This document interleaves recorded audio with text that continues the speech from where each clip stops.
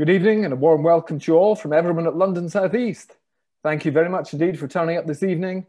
And for those of you who don't know me, I am Donald Leggett, Head of Investor Relations at London South East, and I'm your host for this evening. As you can see, we have a broad range of companies and sectors for you this evening, starting with two very different gold companies. Caledonia Mining Corporation is the owner and operator of an active gold mine in Zimbabwe and announced record production and indeed increased the dividend again this morning. Q3 results were out this morning, whereas Orosur Mining is an explorer developer in Colombia, working in a 50-50 JV with two of the world's largest gold miners, Newmont Corporation and Agnico. Together, they're developing what is increasingly looking like a Tier 1 gold mine in Colombia. Moving on, Tekcapital has a portfolio of 4 companies, all with considerable intellectual property, addressing billion-dollar plus markets, each and every one of them, and meeting unmet needs in those markets. Our fourth company is Glantus Holdings.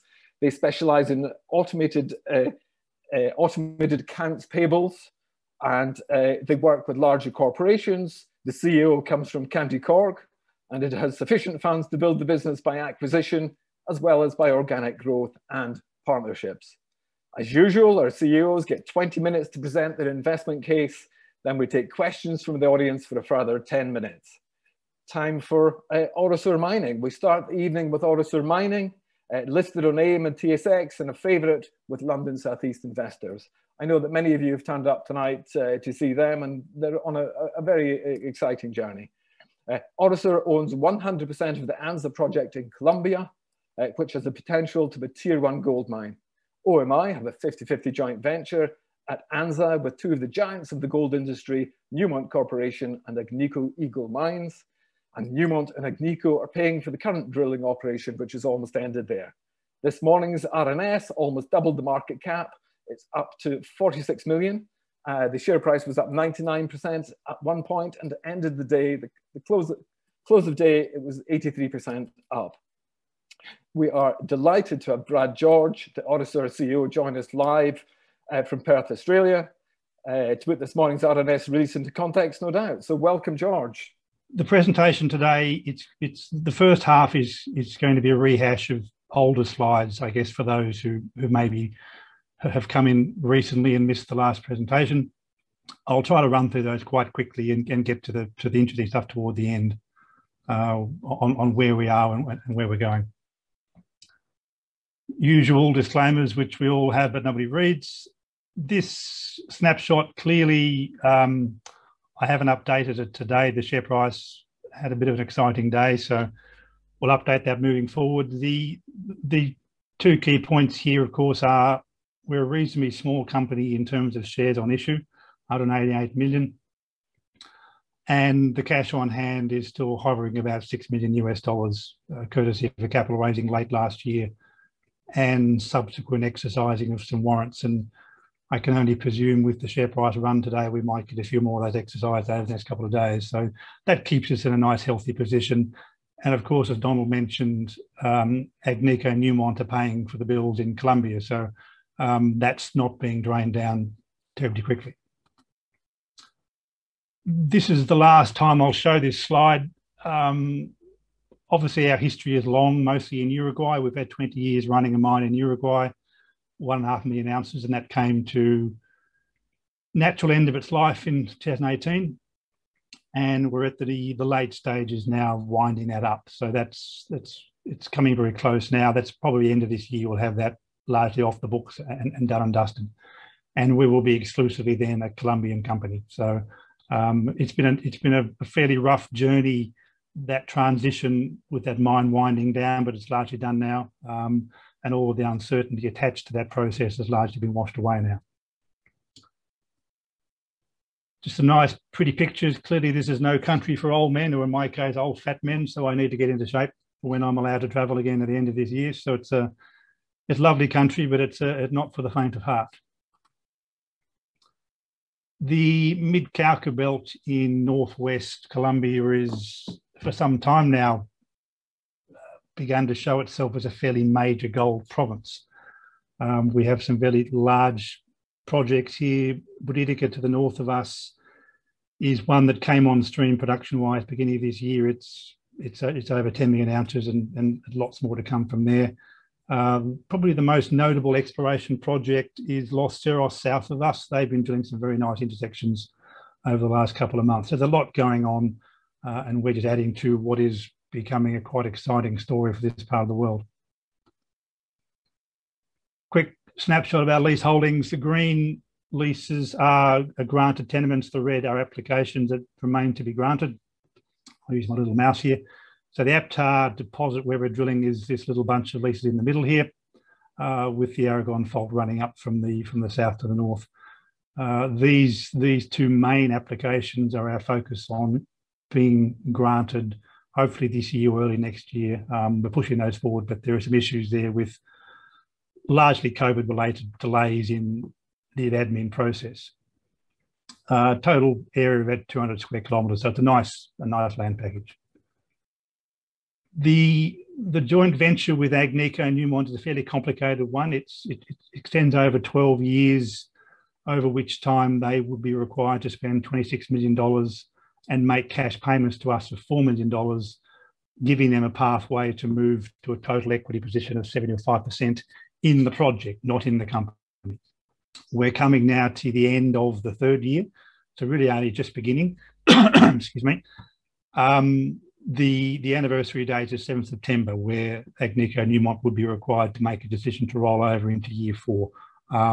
That hasn't been made yet. That's entirely their decision, but I would imagine, given the recent results, that's likely to continue. Just some regional geology. We're at the eastern side of the Andes, so we're in what we refer to as a back arc basin behind the Andean Cordillera. A large sequence of volcanics and sediments and north-south structures, along which most of these major deposits are being found. Buritica obviously being directly along strike, about 50 kilometres away. So it's we're in the right location, which always helps. Locally, we, as I've commented before, we're still getting our heads around what's going on here. This is certainly the gold phase is very much an epithermal gold project, but we're seeing evidence of an older volcanogenic massive sulfide deposit, which is some base metals. Age-wise, these are very young. We're looking at the gold events that are only 5 to 8 million years ago, so it's really only yesterday in geological time. So, which is a nice situation to be in terms of the rock still being fresh and fairly easy to work with. We have a major structural corridor running north-south, which is the Tenochco fault, but it's this subsidiary structure running up here, the Aragon fault, that we think is the major driver and the major host of exploration. We have a series of volcanics off to the east, some sediments, and this major breccia package in the middle that has filled out the Aragon fault zone as a major host of exploration. We have what we think is a fairly large porphyry intrusion here north at La Sasita, which we postulate might be the fluid and the heat source for all of this, but that's yet to be determined. The question we've been asked in the past is where this project has been. It's had a long, somewhat checkered history. We acquired the project in 2014 via the acquisition of a Canadian company, Waymar Resources. They had previously done quite a lot of drilling.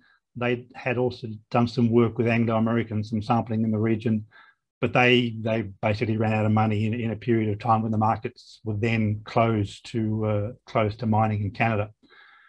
Orosur did a very small drilling program in 16-17, but then Orosur, sadly, in hindsight, became financially stressed as the Uruguayan mine was winding down, and therefore the project really sat on the back burner.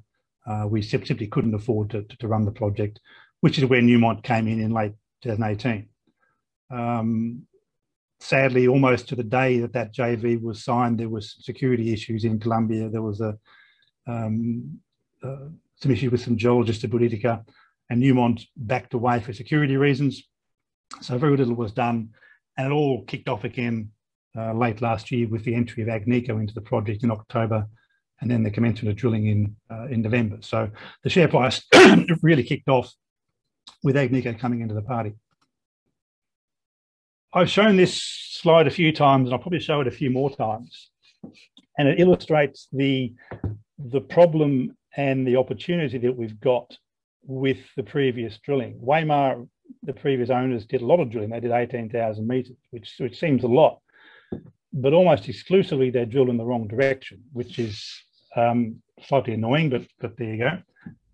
And while these holes were on paper very interesting and they gave very long intersections of high grade, geologically they're almost useless. They told us nothing about the geology, and they're even less than useful when it came to calculating a resource. We had to really turn everything around and drill from the other side and drill toward the west to understand the continuity from hole to hole. So it was a nice batch of drill holes to have, in the sense that it told us where the gold was, but we had to go back and almost repeat everything to get the information geologically to allow us to develop resources. So a good problem, but there's the opportunity.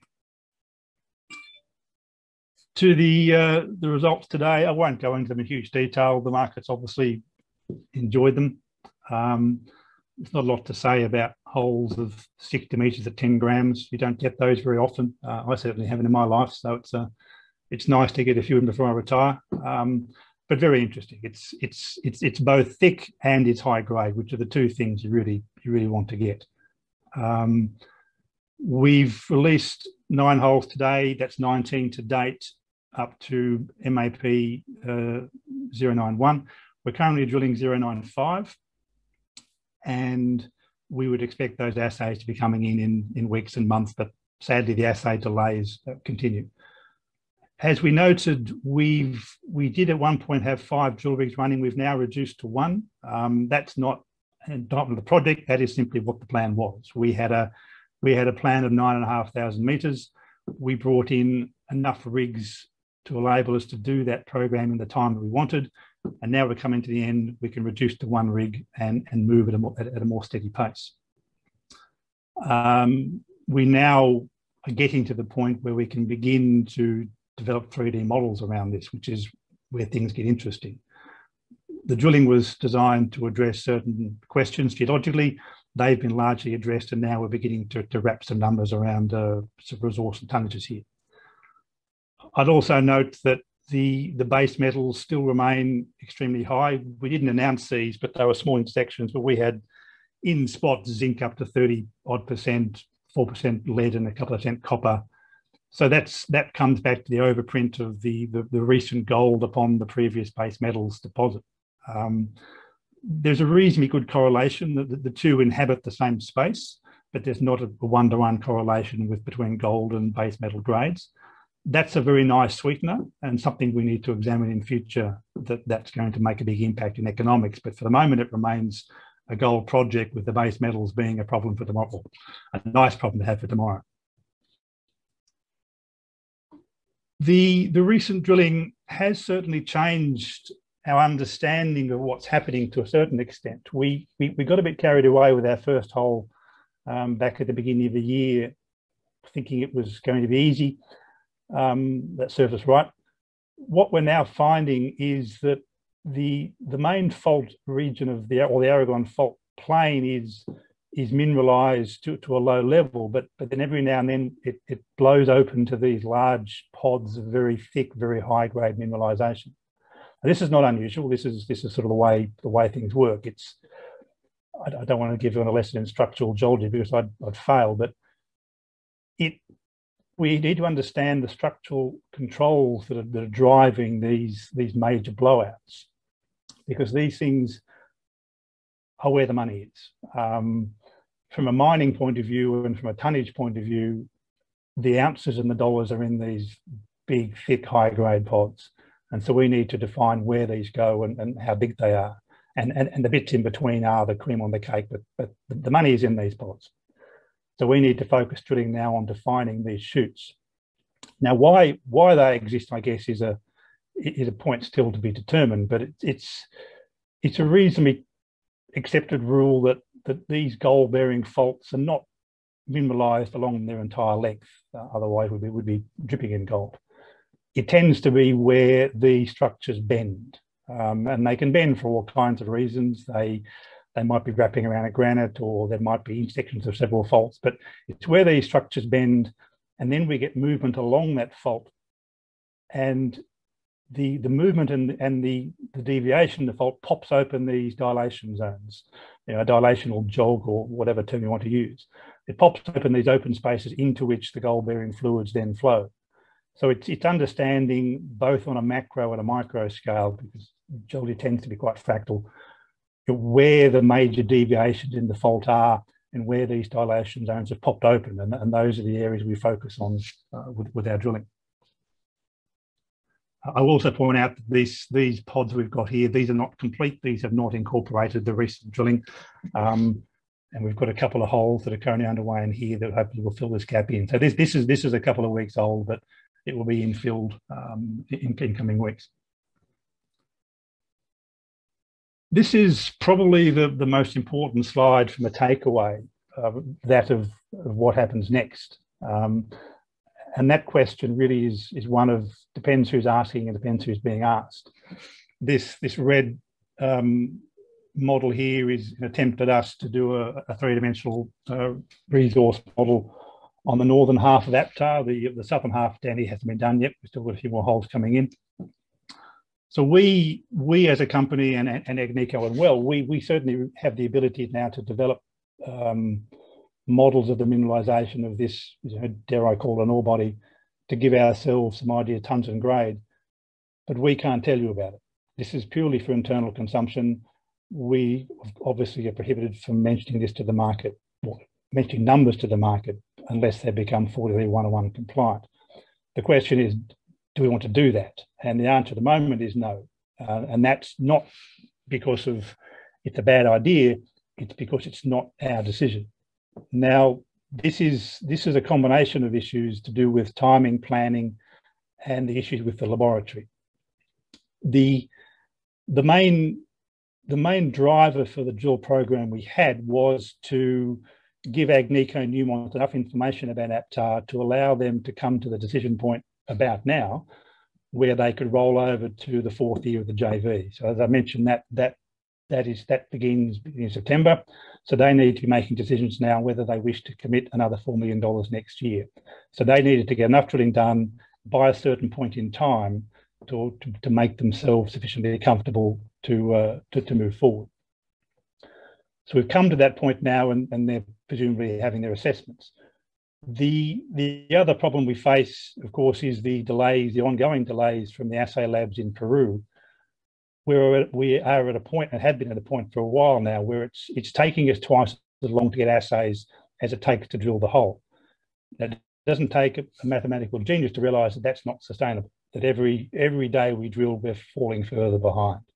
So we pushed that as far as we could with the 5 rigs running, but we've now reached a point where there are thousands of samples in the lab. We really can't continue because we're beginning to, it's getting expensive.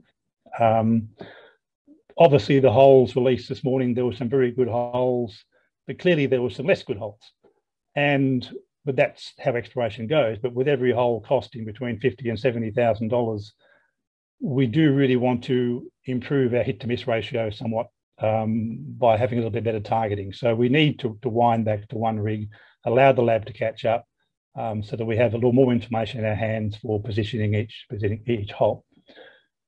The other point I would make, of course, is that we're just coming out of wet season. And so drilling at APTA, where we have good access, good roads and a good camp, was a good place to be during the rainy season. The wet season's just ended, so we can now get guys into the field in more remote regions. So the seasons do play a part. So in terms of, do we convert this to a resource? Well, if this was just an Orosur project and it was our money, I think the answer would probably be yes. We probably would stay here and drill this to a resource, because as a small single asset company, having a JORC or 41 resource would be a good underpinning for our valuation. That's not our money. Agnico and Newmont are paying the bills, and so they therefore drive the strategy. And they don't really care about resources. They, as two combined companies, they're sitting on resource bases of 150 million ounces. So a couple of million more ounces here is of no interest and no impact on their share price, and therefore they have no incentive to move this to a resource. What they want to know is what is the ultimate potential of the entire Anza project. So their thinking presumably is going to be, well, we know APTA now is interesting. Let's continue drilling that slowly, but we can, to a large extent now, just sit it aside for a while. And now that the rains have stopped, head up and down strike of the Aragon Fault and look for more of these things to get a sense of what the ultimate endowment potential is, and then come back and move these things through. And we may well find, of course, that this is not the best one. We might find more of these things, we might find better ones. So their view is to now step back and look at the wider potential. And I'd also make the point that we've now drilled, well, we and Waymar in the past now have drilled about 33,000 metres. Politico in the north have drilled over 350,000 metres. So we're really only beginning this game. This is a nice little satellite image of the digital terrain. So this is the mountains and valleys. One of the beauties of these young rocks and this rugged terrain is you can actually see the faults, because the faults show up in the terrain. The rivers and creeks exploit these faults, and so we can see nicely, if you can see my cursor, the Aragon Fault running up here from the south. We have a major bend here at APTA, not coincidentally, where we're seeing the APTA mineralization coming up. It then bends into this license, another big bend, and then trundles nicely up to the north and a few more little bends. And then we have subsidiary structures coming off here, parallel structures running down here and here. So we're able to know where to go, in the sense that we know where the structure goes in a general sense, and that helps us focus our field work somewhat significantly. We're not wandering the bush blind. We know pretty much exactly where to go. So this is the wider region and some new prospects that we've developed over the last couple of months. As I noted previously, the APTA project was drilled by us and by Waymar, not because it was the best, because it was the one that we could get at the easiest. There was an old historical gypsum mine over the top of APTA. And as a result, there was some tracks and pads and clearing. So it was an easy place to get at. These areas to the north and to the south have never been touched. The access is poor. We're getting into them now on the backs of horses and trekking in with backpacks. So really, we have no idea what's happening up here.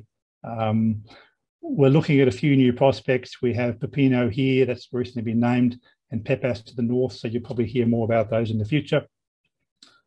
The Charascala prospect, there was a few holes still there a few years ago. Interesting, but not our main issue. The Guaymarala prospect, south down strike along from APTA, is very exciting. That's more of a land access issue. So we're in negotiation now with the landowners, and that's going well. We want to be working there reasonably soon. Jesuitas is the one that I find quite exciting, because this is where we see this major bend in the structure.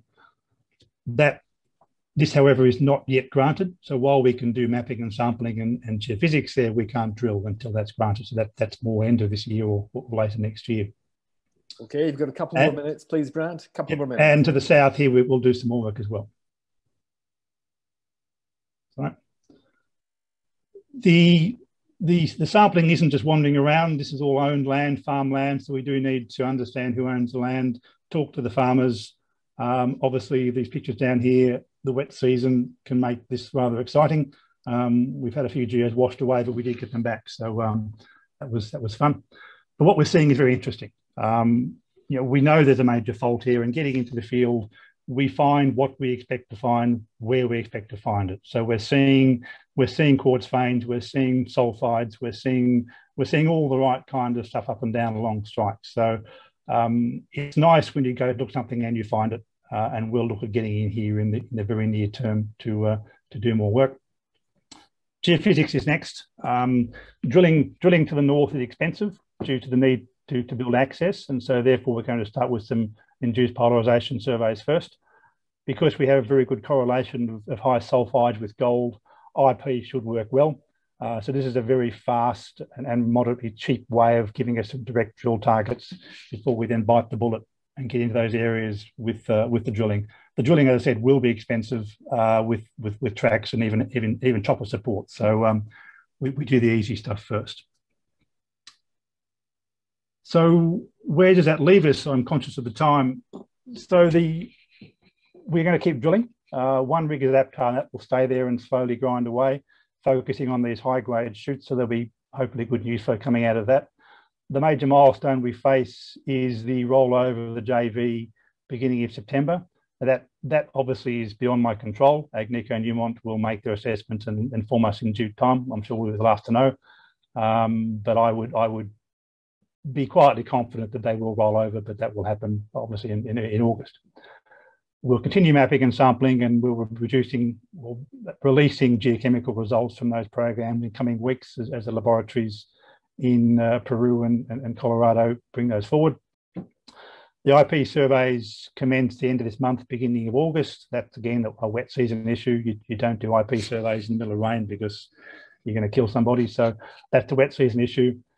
And then we'll be releasing those results as they come in over the next couple of months, with a view that with access and targets, we can commence drilling on new targets in that northeastern area, October, November this year, with a view that moving into next year, we will have, or hopefully have, 2, 3 or 4 targets, with a couple of those being drilled at any one time, but with Aptar, I guess, being the most advanced and moving forward. So it's an interesting time, lots to do, and it's a nice situation to be in, to be drilling one high-grade target and a couple of things that might hopefully be similar. So I do thank you for your time. Fantastic. Shall we do some Q&A? Well, I'm awake, so you might as well. Okay, my first question, Newmont Agnico are looking for a large, I think it's a 5 million ounce gold project. So a really, really, really large project. And what's their exploration strategy to achieve that? The actual size limit will depend. I mean, Agnico is a smaller company, so they can probably get away with maybe 3, but Newmont, they need to deal with things that are 5, 6, 7 million ounces. So we know there's no shortcuts here. The evidence of Aptar tells us that this is a fertile system. So we know that the gold is there. We know we're seeing high grade, we're seeing thick, we're seeing all the right things that tell us that this is a very interesting place to be, and that we've got 20 kilometres of a major structure that is essentially untouched. So we just grind along. We get into the bush and we walk along this structure and we find the areas that we look interesting. We do the geochemistry, we do the geophysics, and we drill. So it's not rocket science. It's just hard work. How much of that 5, 6, 7, or 3, depending on which of the companies it is, how much of it is actually has already been found and discovered and being explored by you in Aptar? Well, obviously, I'm not going to tell you a number on Aptar because, as I mentioned, that's falling into the compliance bag with sort of their 101. But to give you can do the you can do the numbers. If you start getting 10 grams a tonne over any kind of width, then you accumulate ounces very, very fast. And this is what made Buritica a very attractive project. 1 million ounces at those kind of grades fits into a block of ground only a couple of 100 metres long. So I'm not going to speculate about numbers because that's one, I don't know, and 2, I really can't be saying. But I would say we certainly have made a pretty good start to moving toward a multi-million ounce field. Okay, thank you very much indeed for telling us what you can. And what about the $4 million of exploration money, year 4? You said you weren't sure, or you said you were fairly sure that was going to happen. Actually, is that fair enough? September they have to. Yes, well, I don't speak on their behalf. So I mean, they will make their decisions in their own time and their own way, and they'll inform us when the time comes. So we know what data we've acquired to allow them to assess that. That's the drilling has been done. We're still waiting on the geochemistry and the more regional leg sampling. So I'm not going to put my hand in the heart and say, yes, they're going to roll over. But I would say if I was a betting man, it would be very hard to walk away from 60 metres at 10 grams. And they have already, you on their behalf, have already started exploring, part of their strategy, looking for new Aptars. Yes, I mean, it's a slightly odd hybrid arrangement in that we do the work, but they pay for it. Now, there have been comments about that they do have the right to assume operational control. Now, that's something that they may or may not do, but that to me is not the main issue, because I commented in the past, it won't change much. It'll make my life easier, but it won't change much on the ground. The same people do the same job, they'll just be wearing a different shirt. So I think they probably will, but if they didn't, then I wouldn't be surprised, because, well, the project's been run well, so why make your life even harder by stepping in and doing all the miserable work? So, look, I'm confident, but that's very much a wait and see thing for the market. I'm sorry. Okay. What about the lab in Lima? The delays are continuing. Is there anything you can do to speed up the delivery of these assays? Sadly not. The first assay problem we experienced was just labour due to the first burst of COVID beginning of this year. But then it came down to, oddly enough, argon gas. We do fire assay for gold, and we do ICP-MS for base metals. The P stands for plasma. It's an argon plasma.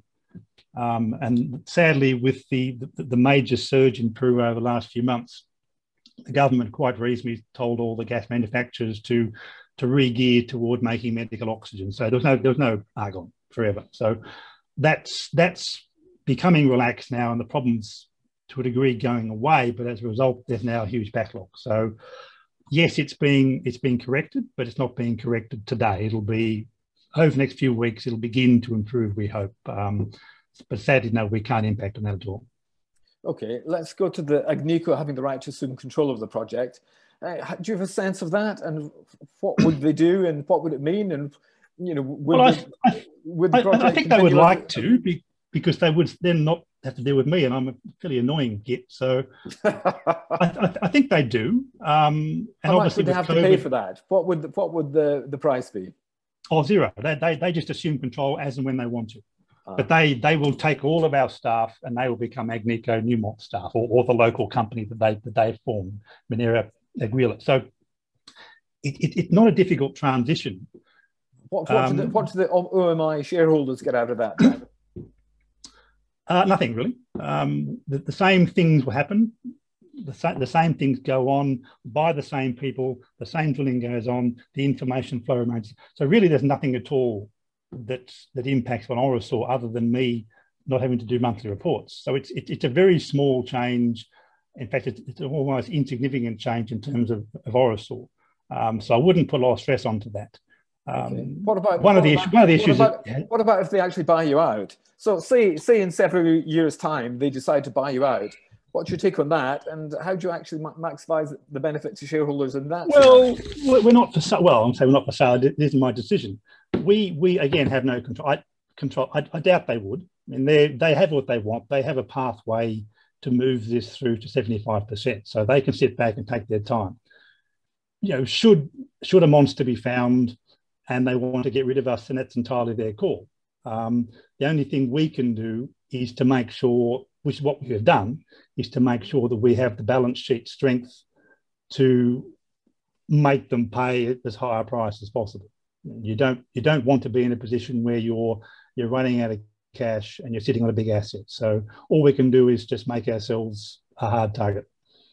Okay, so the whole idea is to keep your balance sheet healthy. Yeah. Okay, Andrew Robson asks the very valid point. Do you anticipate COVID causing disruption to operations? You've just told us COVID already lack of argon is disrupting operations. What else is happening with COVID? Well, COVID is still there. Colombia's having they're a bit like Australia, and they're very slow or somewhat slow to begin vaccination, but they're ramping up quite aggressively now. So COVID is relaxing and we will hopefully see the impact of the vaccination program flowing through to the numbers over the next couple of weeks and months. So we think we're past the worst of it. We've survived this far. We've had a few little scares and a few little cases here and there, but we clamped down quite quickly. So we've done a good job to this point. And now I think with the dry season coming in, COVID not falling away, but certainly becoming less of an issue, we're quite comfortable now that we're moving into a slightly easier time. So hopefully, fingers crossed, the COVID thing is not gone, but going. Okay, fantastic. Now let me conjoin two questions. Nathan Peters asks a couple of questions. He wishes that the board had more than 1% of the shares in issue, and the second point is he wishes communications with retail shareholders were better, more use of Twitter, more pictures from the site, etc. So, what are your thoughts on those two? That's my final question. Yeah, I wish I owned more shares as well. But in terms of director buying shares, one, I'm not rich. Would that I were. But the primary issue there is that when you're drilling, it's almost impossible not to be in possession of information that's market sensitive. It just doesn't happen. Now, from the day I joined the company, I knew stuff that meant I couldn't trade. And there were a few little gaps here and there that we could. But when you're drilling, you just can't do it. I mean, as soon as I get a WhatsApp text from my geo saying that hit something sparkly, I'm off the board. So really, until the drill rig stopped turning, it's almost impossible for us to be buying, sadly. In terms of communication, well, yeah, that's always an interesting problem. It's never enough or it's too much. Again, you know, we have made a decision to run the company in a very conservative way, and we're not going to change from that. We don't want to be seen as a company that's promoting simply for the sake of promotion. We want the results and the project to speak for itself. So we will communicate with the market in a very rigid way based upon results, with maybe the odd commentary here and there. And hopefully once COVID's gone, I can travel, then we'll do some more face-to-face stuff. But I'm not going to fall into the trap of simply tweeting every day because people want some sort of clickbait. Once the results are there, we'll move forward. And I would hope that with the increased activity in the more regional areas, in conjunction with the drilling we're going to carry on Aptar, there will be more happening anyway. So hopefully there'll be a natural progression to more information flow just as we get busier. So, and that may keep them happy. But to simply tweet for tweeting's sake is not my thing, sorry. Okay. Brad, you've got up, you're speaking to us in the middle of the night from Perth, Australia. I can't thank you enough. Thank you so much for spending the time and literally drilling down, as you might say, on your operations for us. You're a complete star. Thank you so much. Our next AIM and NYSE-listed company is Caledonia Mining Corporation, who holds 64% of the Blanket gold mine in Zimbabwe. And they also have 2 exploration projects in the country. After 5 years and $67 million, Caledonia have successfully completed a new 1,200-metre shaft, which is now in operation. Numbers announced today, Q3 numbers today, show that gold production hit a new high this quarter with a target of 67,000 ounces for 2021 and a new target of 80,000 ounces by 2022. CMCL pay a rising quarterly dividend, which is now 13 cents a share. The news boosted the share price up 6% today, and that pushed the market cap up to £117 million. Mark Learmonth, the Chief Financial Officer, is joining us from London tonight. Welcome, Mark. Good, thank you, Donald. Well, let me just quickly run through this. There's the disclaimer. So we've really got our strategies focused on four bases. The central shaft, which is this project that we've been building now for 7 years or so, and we've just finished, and that really gives you near-term, low-risk growth, which will drive a significant increase in production. So in 2020, we did about 58,000 ounces, as Donald's already said. This year, we're looking at sort of in the mid-60s, and from 2022 onwards, about 80,000 ounces. So, I mean, that's baked in. We've got the infrastructure, we've got the resources. It's just a question of just linking it all together and making it work. Over the past 7 or 8 years or so, but increasingly, especially over the past 2 years, we've demonstrated a real commitment to return money to shareholders. We've consistently paid a quarterly dividend for many years now. And as Donald said this morning, we did our 6th dividend increase in the last 2 years. As well as the existing project in Zimbabwe, we're now beginning to look at new opportunities in Zimbabwe, for which we have the funds that we're generating, which we can then deploy some of that funds into these projects. So just by way of an overview, we're an established, profitable gold producer with an expanding production from what's called the Blanket mine, which is in Gwanda in the far south of Zimbabwe. In addition, we have two option agreements, two exploration option agreements over Gweru, over 2 properties in the Gweru area in the Midlands, and they've historically been very, very productive for gold. So we're cautiously optimistic about those. We're no longer, a lot of people still think that we're a Canadian company. We're not. We're domiciled in Jersey and the Channel Islands, which is important because it means that it's a tax neutral jurisdiction. So we don't incur pesky Canadian taxes and English taxes, even though we've got no business in Canada or England. And in particular, it means our dividends don't incur withholding tax. We had healthy cash. We had about 16.3 million in cash at the end of April 2021, and we're on a P of about 7 times. Last year's revenue was about 100 million. And as I've said, our production guidance this year is between sort of 61 and 67,000 ounces.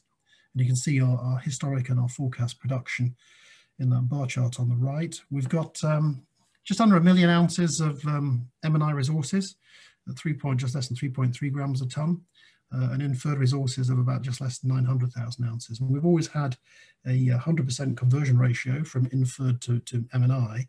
And it's fair to say that over the past sort of 3 or 4 years, because we've had logistical constraints at the mine, we've not been able to do further deep level exploration. So as soon as the central shaft is now operational, we'll be able to begin doing some more deep level exploration.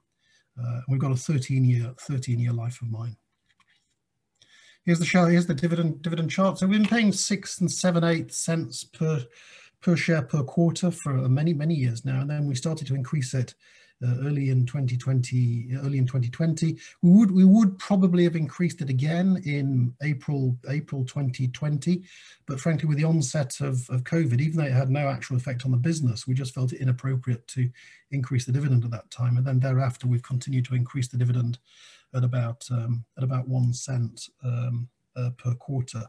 I think that yield's probably out of date now. I think the yield's probably about 4%. Our share price, as you've seen, has come down a bit. But it's a reasonably healthy yield, and as you'll see, we have plenty of potential to continue to increase the dividend payments. This is our share price graph.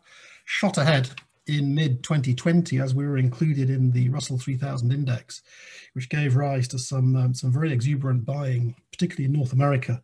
And at that, when our share price hit I think it was a peak of about $27 a share, that implied a discount rate of 1% on our future cash flows, which is clearly overdoing it a bit for a single asset Zimbabwean producer. The share price has come down. It now seems to have settled at about $13 or just under £10 a share, and that reflects a discount rate of about 20% on our forecasts on our future cash flows, which again I think puts us into oversold territory.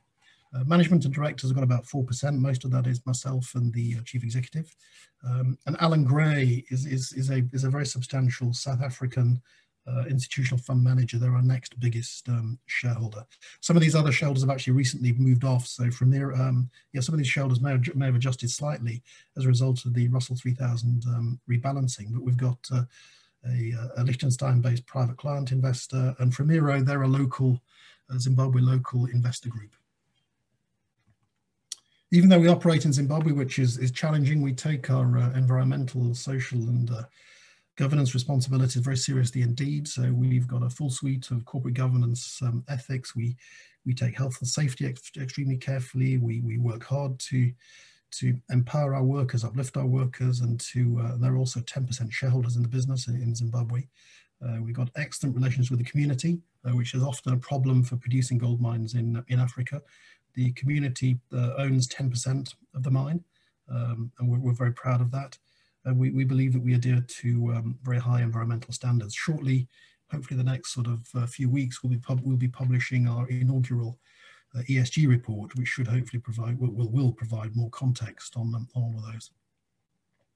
COVID had no effect on production last year, but it did have a small effect on the capital project, the central shaft, and that's because the very small group of South African contractors at the mine, when Zimbabwe locked down in March, half of them decided to return back to South Africa. And actually, my feeling really is that it's the half who remained in Zimbabwe for an indeterminate period of time. I think they were the ones who probably wanted their heads looked at. But that did delay the progress on sinking the shaft. which had some knock-on effects. And also, because we were unable to send as many people underground as we would ordinarily have done, they had to focus on production, and they weren't able to do the development that was needed. So that meant that the central shaft was delayed by about 5 months, and so we commissioned it in late March instead of October as expected. We did procure and pay for vaccines for all of our workers at the mine and their families. So that's 1,600 workers plus wives. So that's about 3,500 people. We paid for them. They were delivered. The take up was very disappointing. I think only about 220 people actually wanted to get the vaccines, and so they had to go somewhere else. The ones that were unused, we couldn't hold on to, and they had to go somewhere else. We are still trying to get our workers vaccinated. We're running a campaign to encourage them to do it, but now we're in a situation, having lost the vaccines that we procured. If people come forwards, they now have to wait for deliveries coming into Zimbabwe, which is clearly very, very slow. But it's a disappointing outcome, but we did our best. We supported the community. This is a clinic that an isolation clinic that we constructed for the community. Cost about $460,000. The biggest operational issue we face in Zim is unstable and a lack of power. So we suffer from power outages and also very, very substantial voltage surges. So we do have a full suite of standby diesel gensets, but they're somewhat expensive, although we can digest that. They clearly have an adverse environmental footprint, and logistically it is challenging getting large amounts of diesel at short notice. So we've just embarked on our first phase of a solar project, which will give us about 27% of our average daily usage. And that should be operational by the end of the first quarter, perhaps early quarter 2 next year. But that's a step in the right direction. And also whilst it ticks the green box, it saves us money, so it's good, and it's good in every respect. So this is a central shaft, which is the main thing we've been focusing on. So it's a 6-meter diameter 4-compartment shaft, very similar to the sorts of things you would see in those big gold mines in South Africa. Commissioning was completed in the end of March, going down to 1,200 meters. And the idea is that this shaft will now give us access to ore below 750 meters, which was previously the lower limit of our mining operations. And that secures our mine life out to 2034. And also gives us the potential to do further deep level exploration. So we're optimistic that mine life can be extended further. We spent about $67 million on that since January 2015, all funded internally through our own cash flow. So as well as paying a dividend, we're also investing quite heavily to grow this. So this is a long section of the mining area. It's about 3 kilometers from left to right. We exploit a series of about half a dozen near vertical ore bodies. The dark line at 22 level, that's at 750 meters. That was the previous bottom of the mining operations. And you can see that all the gray stuff above it, those are the areas that have been worked out. So this mine's been running since 1907. So not surprisingly, it's now got a lot of voids. This was the infrastructure in green that we inherited when we bought the thing from Kinross. So it's a shaft that goes down the right-hand side and horizontal development in 3 directions. But you can see that's now largely giving access to areas where there's very limited resource. So the central shaft is what we put down the middle, down to 1,200 meters, and horizontal development in 2 directions on 3 levels, which opens up access to these deeper level ore bodies, as I've just outlined to you. As I mentioned, we're looking at some new things in Zimbabwe. Zimbabwe is interesting in that it until the 80s it was Africa's 3rd largest gold producer, behind South Africa and Ghana. And since then, for obvious reasons, there's been very little, virtually no exploration in country. So it is highly prospective, and we're quite excited about some of the assets, some of the opportunities that exist there. So late last year, we acquired an option over a property called Connemara North. That gives us 18 months to go drilling. We paid about $300,000 for the option, to get the option right. And then if we decided to exercise the option, it'd be a further $5 million payable in cash or shares and a 1% NSR. That was the Connemara North asset was previously a part of a package owned by First Quantum. which they sold in 2003. And at the moment, because there is quite a lot of existing geological data, we don't actually need to drill here right now. Drilling will probably start, I'd have thought, in the next few weeks. We've been able to keep ourselves busy for several months by evaluating the old information. And the second one is a property called Glen Hume, which is relatively close to Connemara. And again, similar structure, option arrangement. This time we had 15 months. The total consideration is about 5 million again, but this time it was split 50-50, 2.5 million up front and 2.5 million later on. And we're already drilling there. We take CSR seriously. We build our CSR on the pillars of education, health, agriculture, environment, and women and youth empowerment. But as I've mentioned, we'll be publishing our inaugural CSR report shortly, which will provide more information on that. So by way of outlook, we are looking at an increase in production to 80,000 ounces. That will significantly boost our cash flow, higher production, lower costs. We're targeting an all-in sustaining cost of somewhere between $700 and $800 an ounce, and clearly falling capex. Historically, we've been spending about $20 to $22 million a year. That will fall away quite quickly. So our free cash flow should increase very significantly. And what we'll do with that cash, we've been very clear. We intend to share some of that incremental cash flow with shareholders, and you can see we've demonstrated our commitment to that by increasing our dividend, but also keep some cash back to invest in new projects, particularly Glen Hume and Connemara North, but there's two others that we're also chasing. And actually, we'll look at stuff outside Zim as well if they're niche opportunities that we think we can where we can add value. And I think that's pretty much it. There is some old research available from WH Ireland in the UK, and we do owe WH Ireland we should get together with them and actually refresh that research report. We've been holding on for various bits of information, but I think we're in a position now where hopefully WH Ireland should be able to update that research note in the next few weeks. So I think that's all from me. I mean, I'm happy to take this over to questions. Okay, Mark, that was very concise. Thank you very much indeed. What's your dividend policy? Let me start by saying you've just increased your dividend by for the 6th time. What's your dividend policy, and how do you expect to sustain it? And are you worried that with all the things that go on in the gold mining world that for some reason or other you won't be able to sustain it? Well, the dividend policy is to pay a dividend, so which is simple. On the board, about a year or so ago, we took Nick Clark onto our board. He was previously the chief executive, is now the chairman of Camel, which I think some of you may be aware of. And he articulates this view very clearly.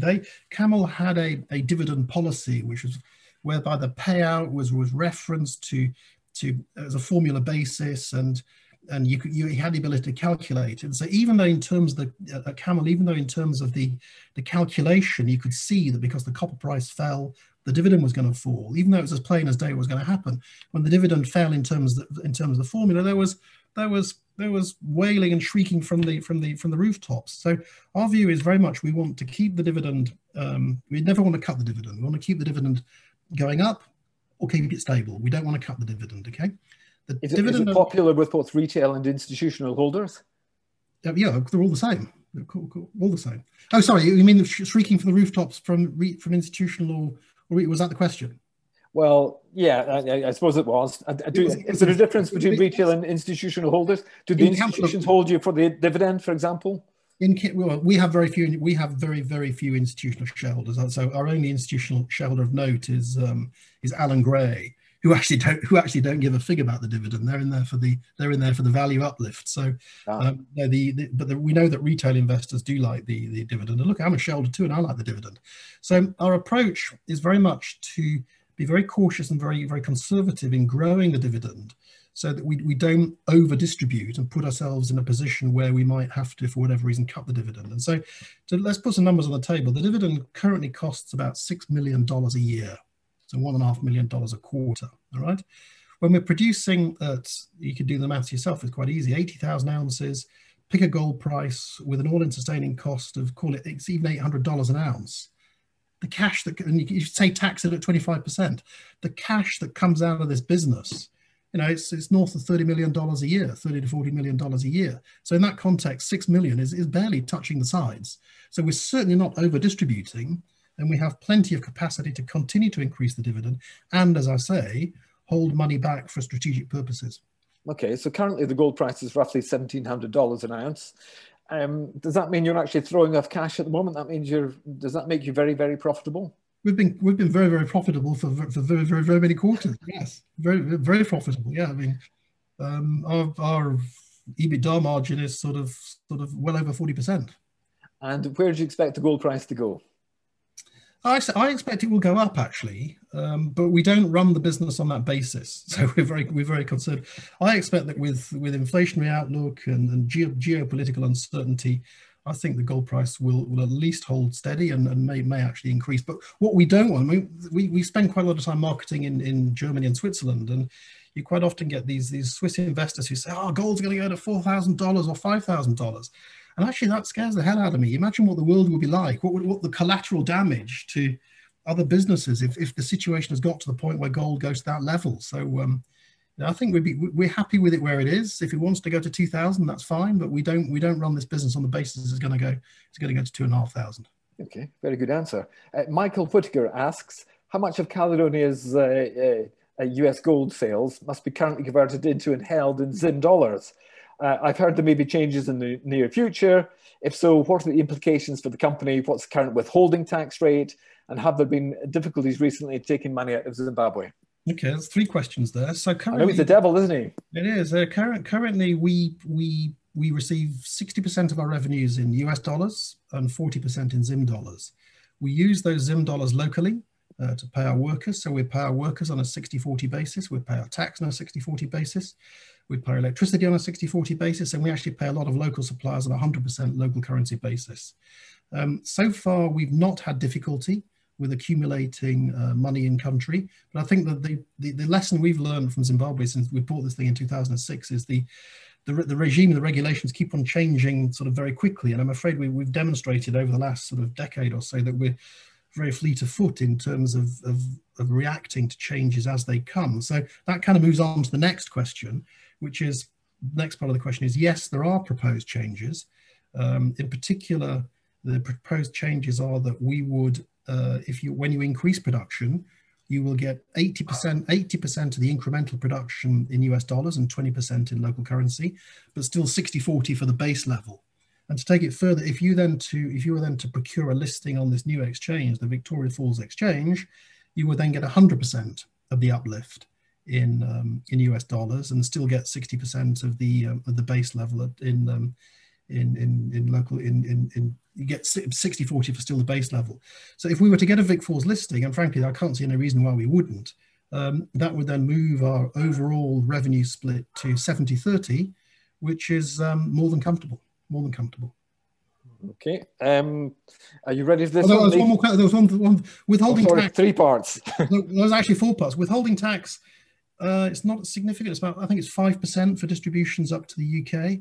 It's 10% for distributions elsewhere. So we route our dividends through the UK. And then the last bit was getting money out. No, we actually don't have difficulty getting money out of the country. We did have difficulty being paid for our gold in the first part of Q1, and I did see a question about that. Yes. And our response to that was simply to stop delivering, which meant that when they started paying us again, we then locked up an awful lot of gold, and they just weren't able to digest. They didn't have the working capital to digest a large gold delivery quickly, which meant at the end of Q1 there was a big receivable that worked its way through the system in April. And since then, the payment mechanism has improved enormously. Mark, you have a brain the size of a planet. I'm most impressed. So, okay, let's move on to Nathan Peters.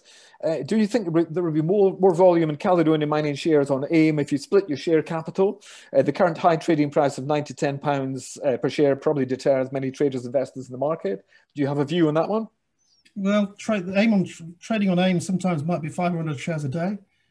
Trading this today in New York was 250,000. I mean, AIM has got a long way to go, and I can't believe that splitting our shares is going to make the difference. And don't forget, we have to maintain a share price of over $5 so that we don't count as a penny stock in the US. And I'm afraid the main market for trading our shares is now the US by a country mile. Okay. So the answer to that, I'm afraid, is no. Very good. Very good. Do you want to take any more questions from me, or should we wrap it up there, Mark? No, it's up to you. It's up to you entirely. It's up to you. Fantastic. I'm interested in my last question then. Would you consider looking at assets outside of Zimbabwe? You've mentioned that Zim is quite a difficult country to operate in. Presumably you mean politically. Would you look at assets outside of Zimbabwe? Yes, we disclosed that whilst our focus is in Zimbabwe, we will look at assets in niche jurisdictions outside Zimbabwe where we feel we can make a difference, where we feel we can add value to an asset. But we're certainly, and I'm not going to start playing 20 questions of where will you go, but we're very, very cautious about moving into jurisdictions that overstretch the management team. So, you know, if we're buying stuff in the States, it takes 2 nights to get back from the United States to South Africa, which is where our management team is really situated. So within reason, yes, we will, and we do look at things outside Zimbabwe, yeah. And do you have sufficient expertise in-house to be able to cope with exploration and so on? I know you've got Glen Hume and Connemara North. Are you using local contractors? How does that work? Yeah, we're using local contractors, but we can easily scale that up. And absolutely, if we get our hands on more assets, we will have to increase our capacity in that area. But you've already spoken to, you know, the company that was on before. I mean, they had a joint venture relationship with some people who've got much bigger muscles than we do. And I guess we could probably do the same thing. Okay, completely fantastic. Mark Learmonth, thank you so much for joining us. That's the CFO from Caledonia Mining Corporation. Absolutely fascinating. Thank you so much indeed. Next to present is Tekcapital CEO, Dr. Clifford Gross. 2 months ago, Cliff told us that all 4 of his portfolio companies were making excellent commercial progress, with both Lucid and Celerius already generating revenues. Guidant will have a remote monitoring and control center operational in Florida later this year. And indeed, Bellascura has now been floated and will be manufacturing portable oxygen concentrators by the year end. So it's all happening. Cliff has announced that the remaining portfolio companies, that's Guidant, that's Celerius and Lucid, will also be floated or sold within 2 years. So here to give us the latest on the plan is the man himself, Dr. Clifford Gross. Oh, thank you, Donald. I hope you've been keeping well. Our goal is obviously to find exits for the companies that we've started and invested in. The first one already being realized in Bellascura, but the other 3 companies may find exits as floated companies or through trade sales. And our hope is that we're able to manifest those exits over the next 2 years. And we're working diligently to bring that about. So I just wanted to clarify the timelines and the strategy there. What we do is, if anybody is new to the story on right now, is our goal is to transform university discoveries into valuable products that can make a meaningful difference to people's lives. And in general, we believe all good companies have this sort of dual mandate to improve the quality of life of the customers they serve, and of course to generate solid returns on invested capital. And we are inextricably tethered to that dual mandate at Tekcapital. We are building portfolio companies around what we view as compelling, if not disruptive, technologies that we are able to secure from our global network or alliances.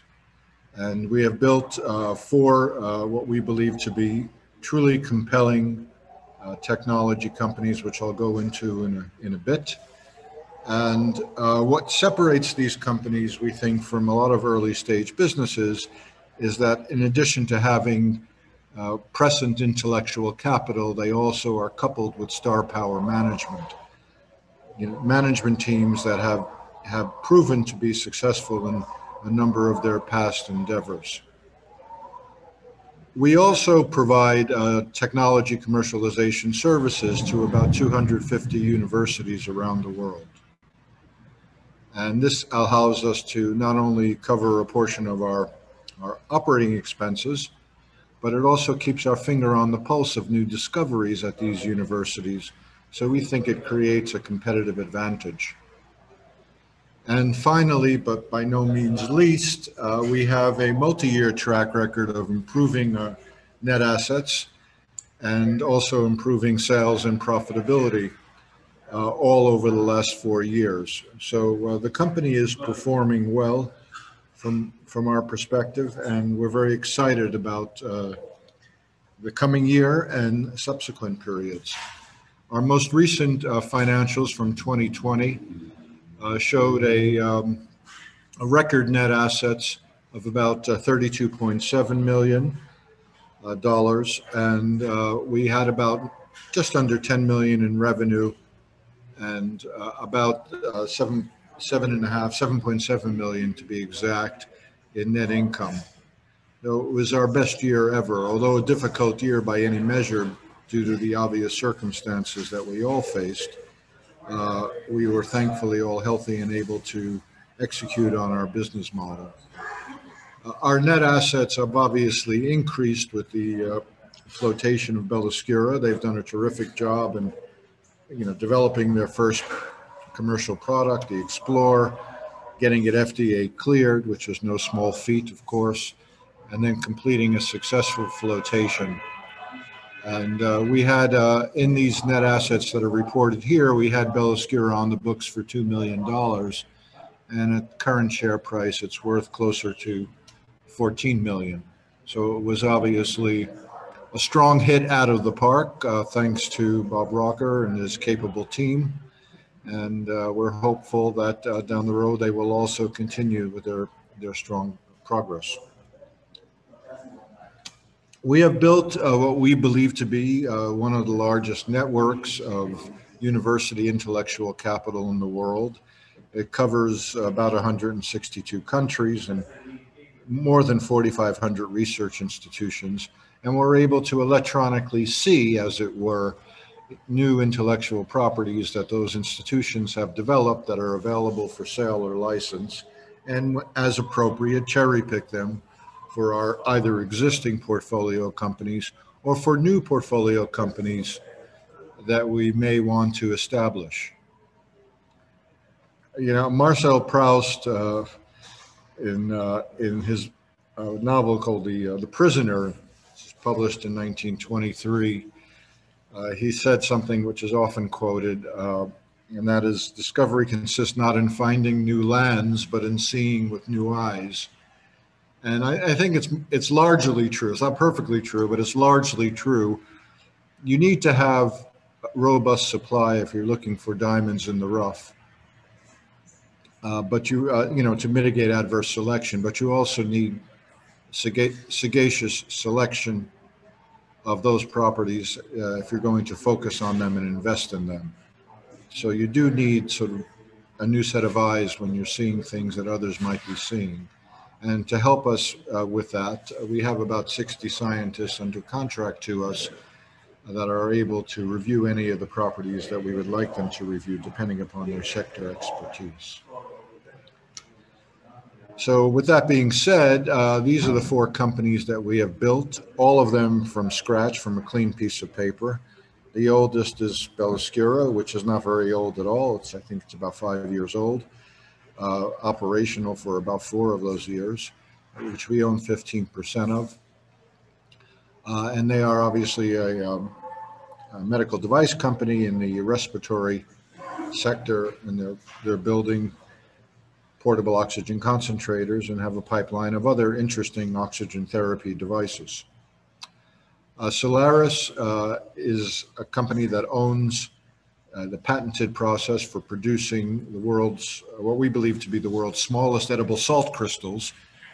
And Solaris is gunning to help reduce sodium consumption in the population worldwide, which is the leading risk factor for developing cardiovascular disease, excess sodium consumption, and the leading cause of death in the world. About 17.9 million people die prematurely each year of cardiovascular disease.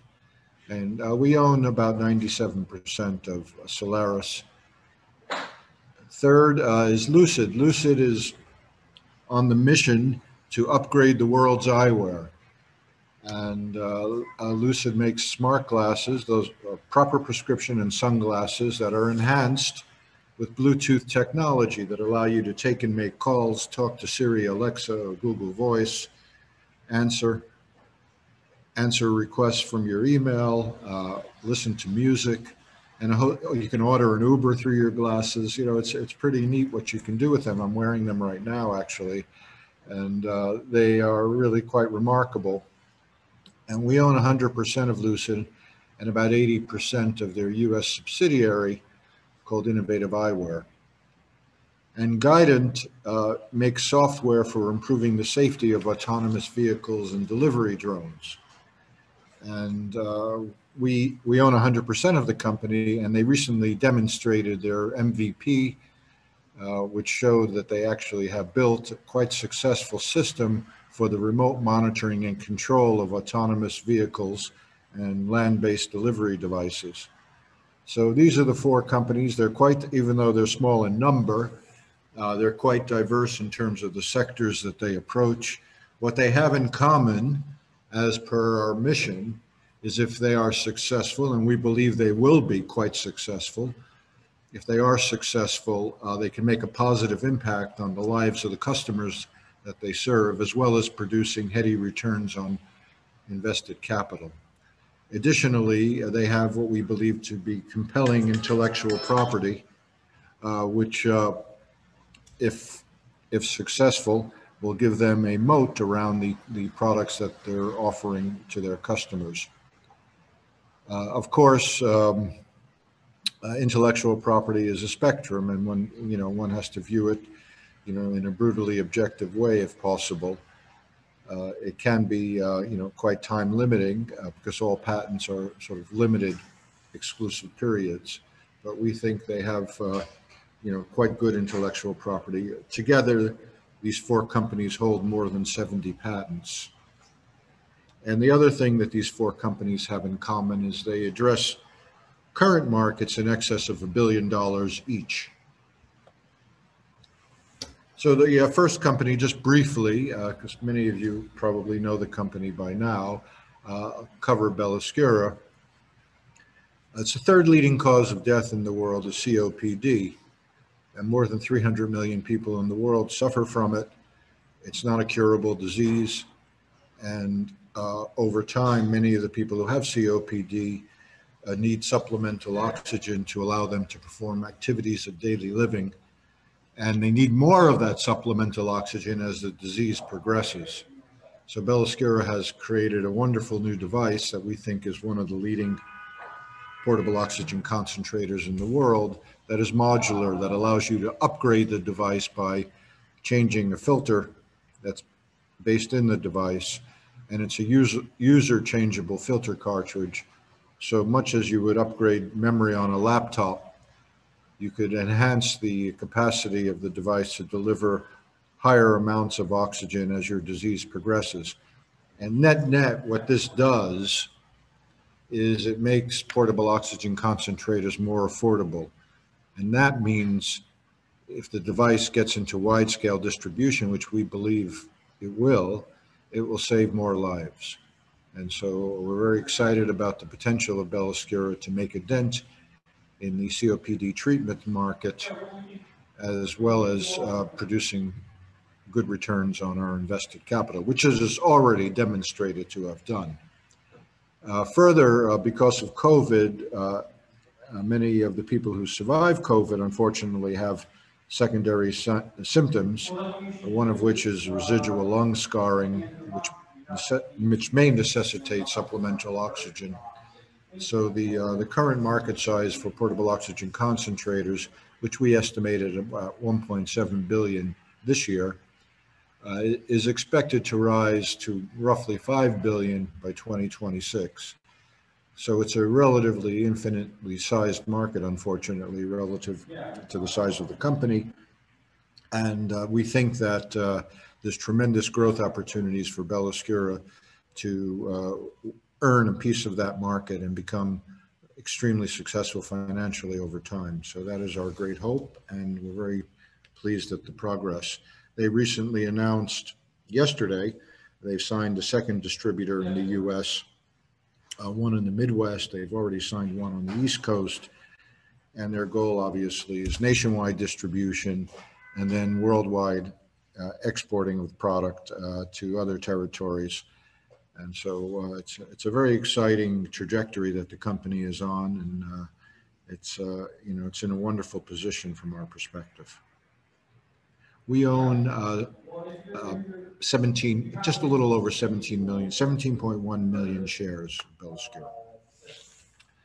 Lucid.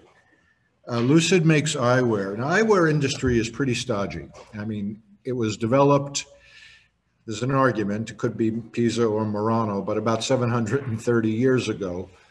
And for the last 400 years, the glasses I'm wearing and the glasses depicted on this slide, the dual temple format, has been the major innovation in eyewear. So over 400 years, the style hasn't changed much. But Lucid is aiming to upgrade the world's eyewear by incorporating into these stylish frames, Bluetooth technology that enables the glasses to seamlessly communicate with your digital life, whether it's a smartphone or a smartwatch or even your PC. So you could exchange information, take and make calls, listen to music, talk to any of the digital assistants.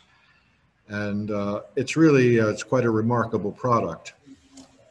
But Lucid is not just interested in incorporating technology into prescription and sunglasses, which they are doing very well. And they introduced their first commercial product in January 2021 of this year. And it's been quite wonderfully received. They have over 200 five-star ratings between Amazon and the lucid.co site. But they're interested in making and selling millions of pairs of smart eyewear all over the world. And to do this, you have to do three things in our view. One, the glasses have to look good. They have to have a designer appeal to them because you're putting them on your face. It's not like wearing a watch. And by the way, talking about watches, the eyeglass market's at least twice the size of the watch market. 2/3 of the population needs corrective lenses, and the other third, for the most part, want sunglasses. So it's really a global population that eyeglasses serve. Second, aside from them looking good, they have to be comfortable, and the proxy for comfort is weight. And traditional glasses weigh about 1 ounce. The Lucid Light line, pun intended, weighs between 1.1 and 1.4 ounces. So they feel like normal, light, traditional glasses, but they really offer so much more. And the third item that has to be checked off if you want to make and sell millions of pairs of glasses all over the world is they have to be priced like normal glasses. And the MSRP for the Lucid Light glasses, and they have omni-channel pricing, so it's the same whether you buy it from them or buy it through a retail outlet, is $149 for the sunglass format. So Lucid is the first company, in our view, that makes beautiful, smart, lightweight, and favorably priced or aggressively priced glasses that allow you to completely remain connected to your digital life as well as correcting your vision or protecting your eyes from sun exposure. And that is a great achievement in our view. Lucid signed a brand ambassador, Richard Sherman, who was an NFL player and was a Super Bowl champion. It's been very helpful in promulgating the brand. Solaris makes a low sodium salt that's all natural, non-GMO, tastes like salt because it is salt. It's even kosher. And they are seeking to sell it to the major snack food companies. And later this year, they will be introducing packets of microsalt, which is their trademark name, in supermarkets and convenience stores and restaurants throughout the US and then beyond. So we think Solaris is a terrific company with a great management team addressing the #1 cause of death in the world, premature death, cardiovascular disease.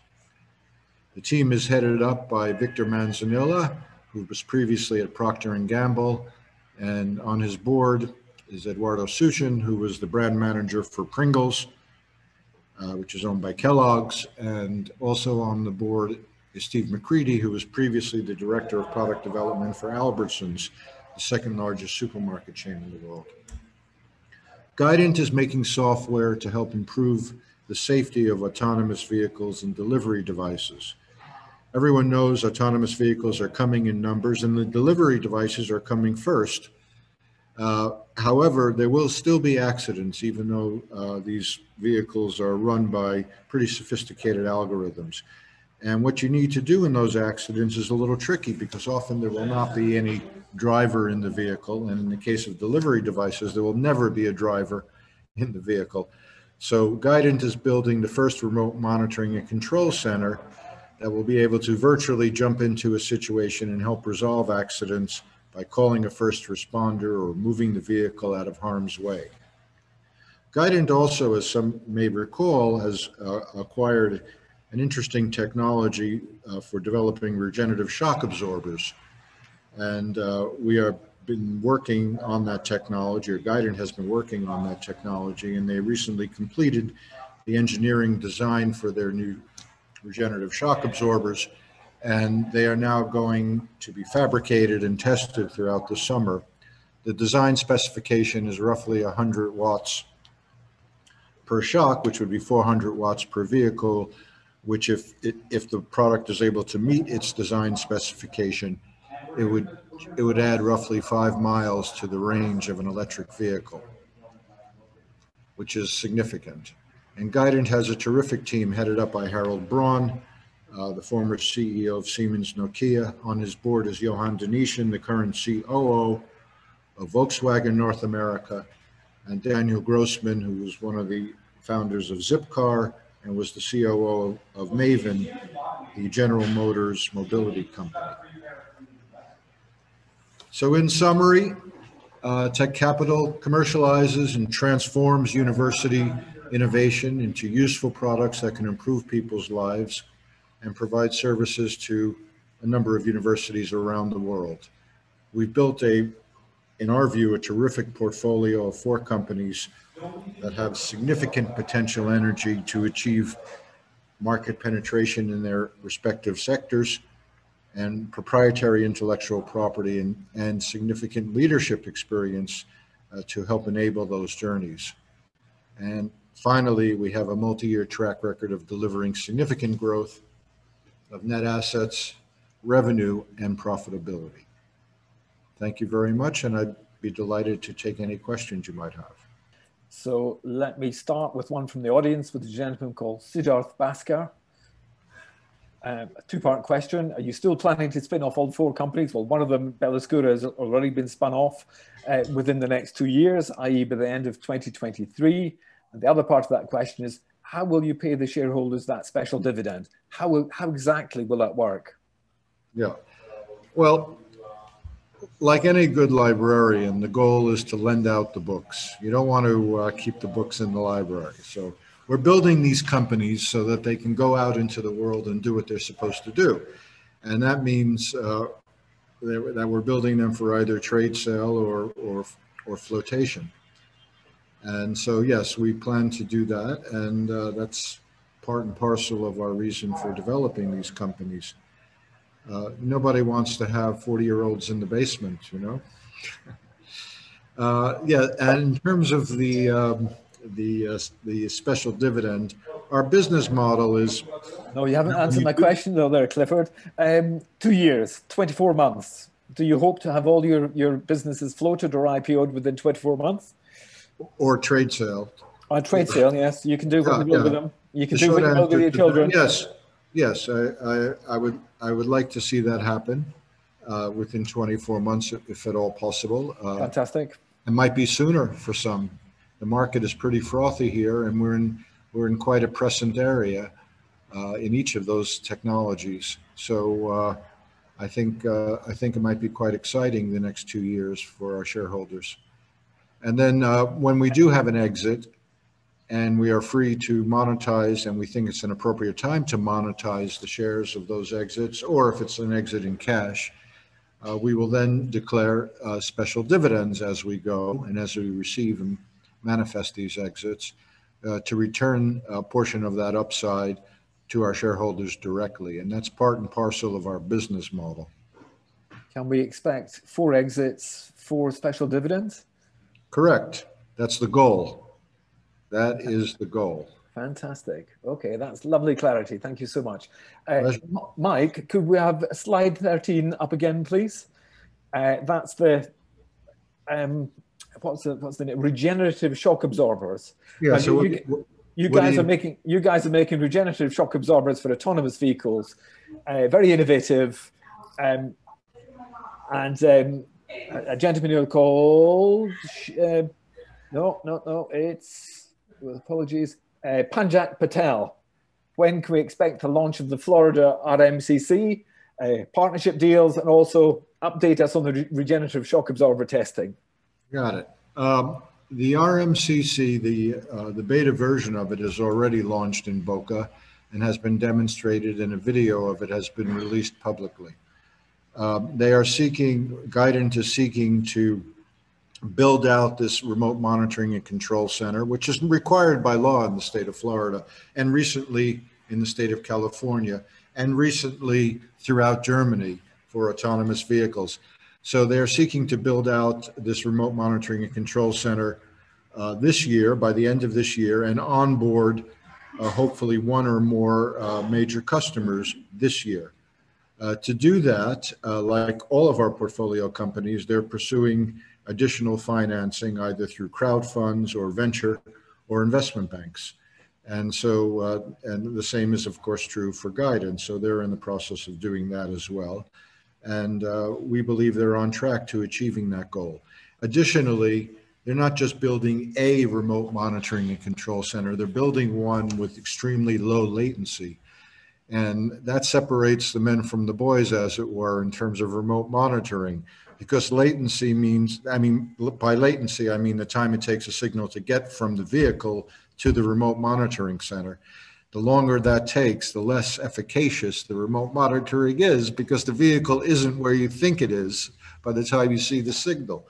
So you guys are pretty good at that? Sorry? Your latency is pretty good? Yeah, thank you very much, yeah. Latency, for the Guidance latency, they haven't published the numbers yet, they're still testing them, but we think they're south of 50 milliseconds, which would be the best in the world.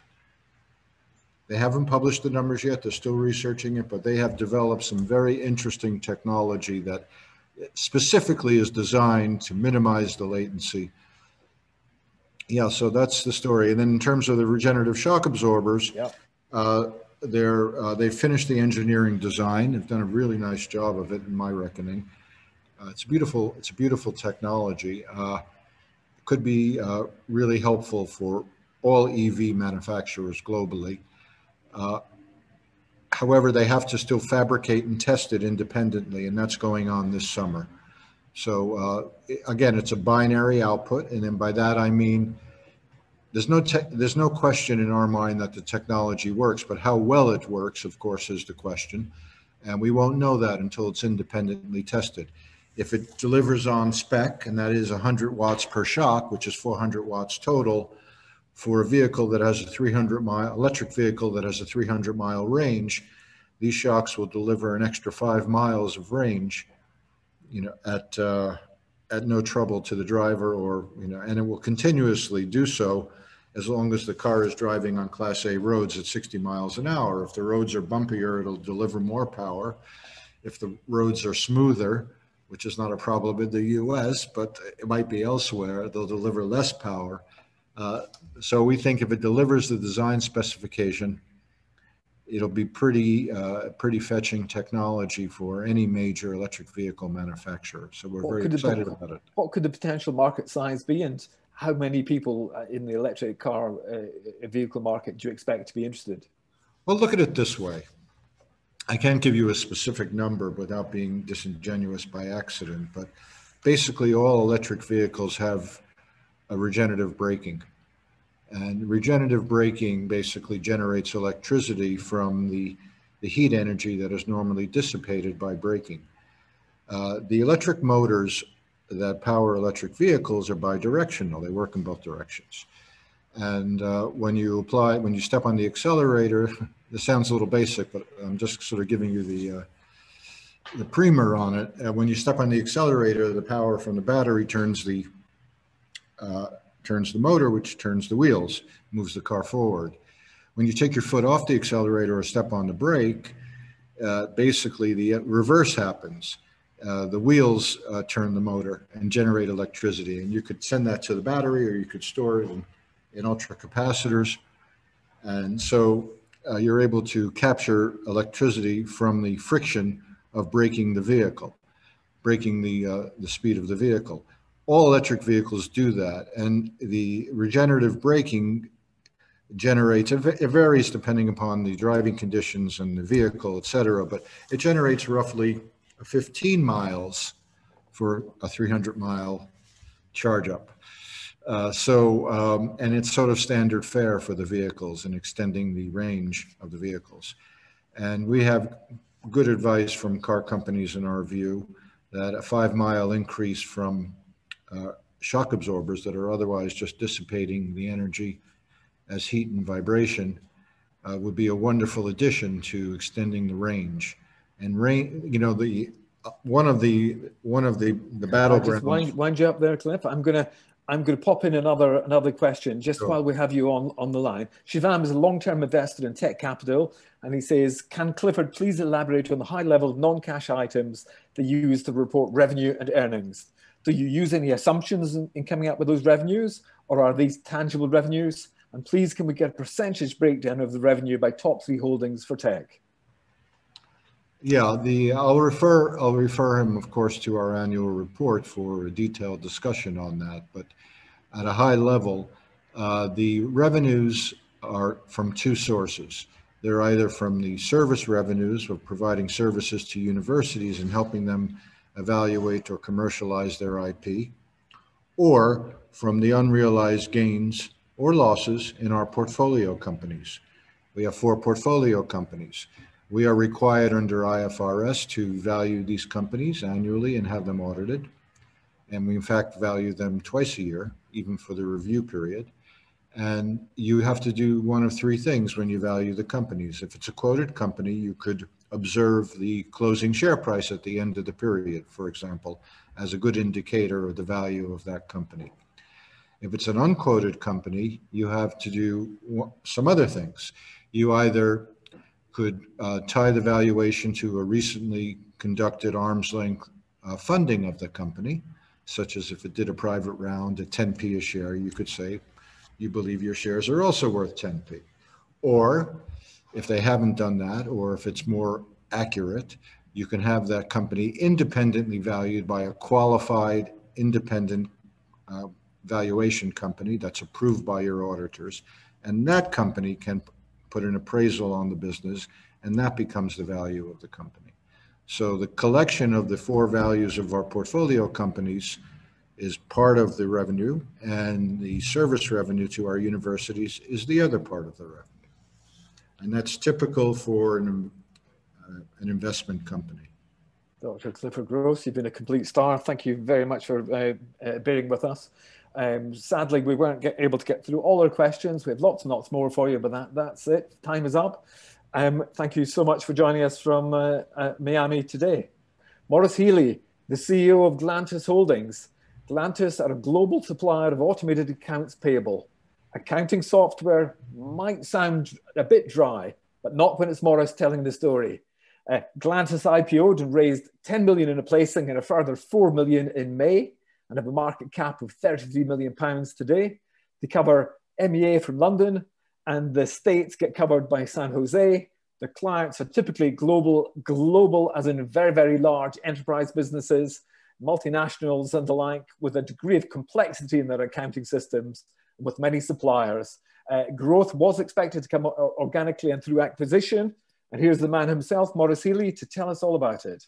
Okay, Donald, I'll run through there are a few slides here, but I won't spend a lot of time on many of them.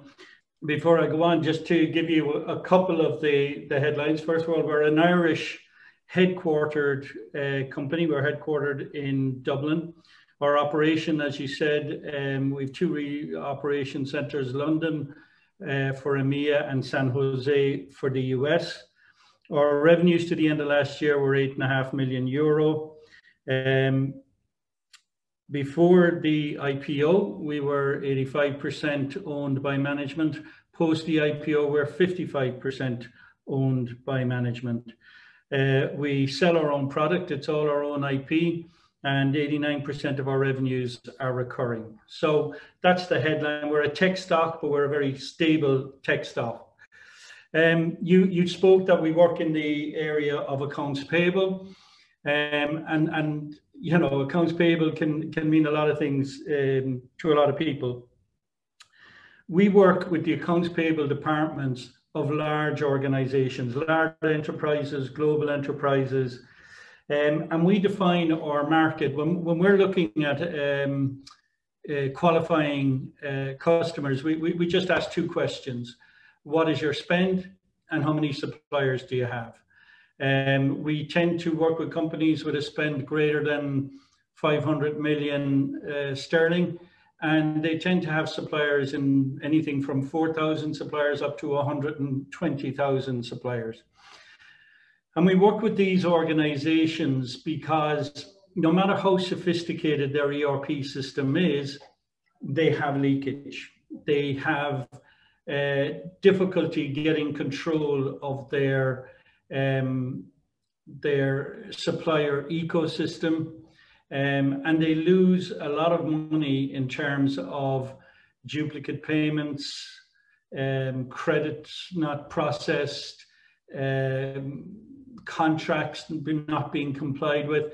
So lots of different areas. And the reason this is happening is that the organizations we deal with have multiple regions, multiple divisions, ERP systems, instances of ERP systems.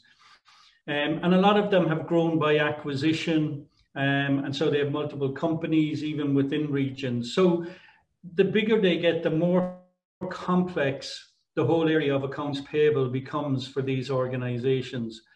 And because they can have a supplier and multiple instances on multiple systems, then credit notes are not processed properly, payments can be duplicated. And as I said, the bigger they get and the more geographically spread they get, then you've got situations where contracts that they've made a global agreement with in London are not being complied with in Africa or in Australia. And so we step in and we created and developed our own IP. It's the Glantus platform. And we have three modules to it effectively.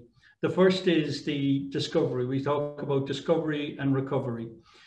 So we sit in the cloud above all of their systems, and we extract data from those systems, all their AP data, and we bring it to one place and we make it manageable. And we look for anomalies. So you have a situation where they've received statements, or clients have received those statements, and as I said, it could be anything from 4,000 to 120,000 statements, in some cases multiple statements from the same supplier, and we check it against what's on their system. And that's where we find the anomalies. So the first thing we do with them is we recover lost working capital. So it's an instant return on investment. The second thing we do is we automate the processes. Our system is real time in the cloud. So we basically have a button on whether it's the CFO, the head of shared services, whoever it might be within the organization who heads up that AP function. They can design their own reports, but they can run a report and find these anomalies. So that automation prevents the kind of losses they had. And the final part is the analytics piece. And with the analytics, we're bringing all of their data on their suppliers together in one place. They can analyze it and they can use it to forecast. So from a customer's perspective, when we're in talking to a customer, they recognize these issues. They recognize the problems. So they know we can recover their working cap. So that's cash for them. We make their departments run more efficiently. So they save a lot of time and money in that. And then using the analytics piece, they finally have control of their ecosystem, and they can, it saves them a lot of money, but it also helps them predict things as they go forward. You've mentioned this, and I've mentioned it as well.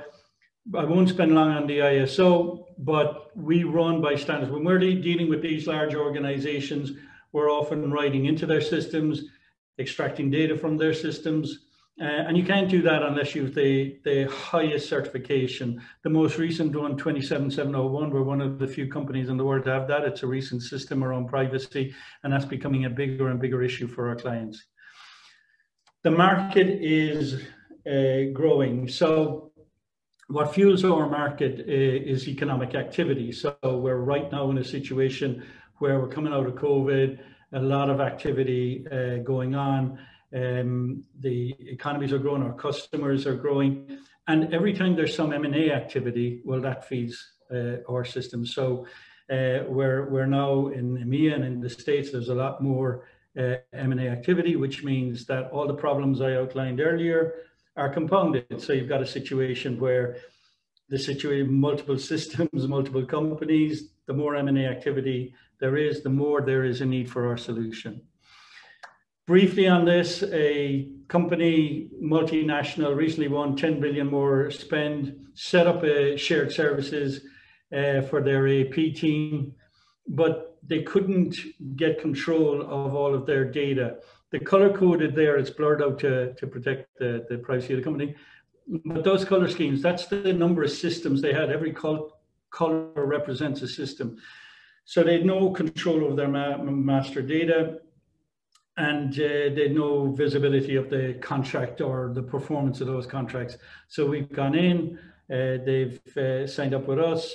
We're giving them a master data that they can work with. And throughout the process with them, we're doing the recovery, we'll be doing the automation, and we'll take them right through to the automation. But you can see the complexity that these companies are dealing with.